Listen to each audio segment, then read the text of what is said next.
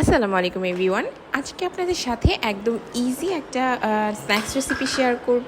আপনারা দেখতে পাচ্ছেন আমি এখানে উইংস নিয়েছি। এরপর আমি হাফ টি স্পুনের মতো আদা বাটা, রসুন বাটা, স্বাদ মতো লবণ, স্বাদ মতো গোলমরিচের গুঁড়া আর হাফ টি স্পুন নিয়েছি সয়া সস দিয়ে আমি এটা ম্যারিনেশনের জন্য রেখে দিয়েছি। এখন এটা কোটিংয়ের জন্য আমি নিয়েছি 1 কাপ ময়দা আর 1 টেবিল স্পুন আমি কর্নফ্লাওয়ার নিয়েছি আর স্বাদ মতো লবণ আর স্বাদ মতো শুকনা মরিচের গুঁড়া। সবগুলো উপকরণ একসাথে মিশিয়ে আমি উইংসগুলা একবার ময়দাতে কোট করে দেন ঠান্ডা পানিতে একবার দিয়ে আবার আমি ময়দাতে সেকেন্ড কোট করে নিয়েছি। আর আমি যে বেঁচে যাওয়া ময়দার মিশ্রণটা এটা আমি ফেলে দিব না, এটা আমি একটু পানি দিয়ে একটা ঘন মিশ্রণ তৈরি করে রেখেছি। এটা আমি লাস্টে কি করব সেটা আপনাদের সাথে শেয়ার করব।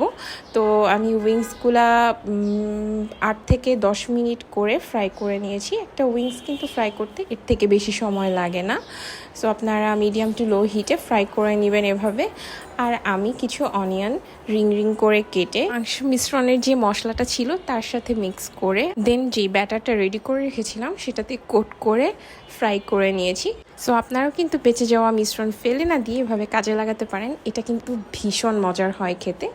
আল্লাহ হাফেজ।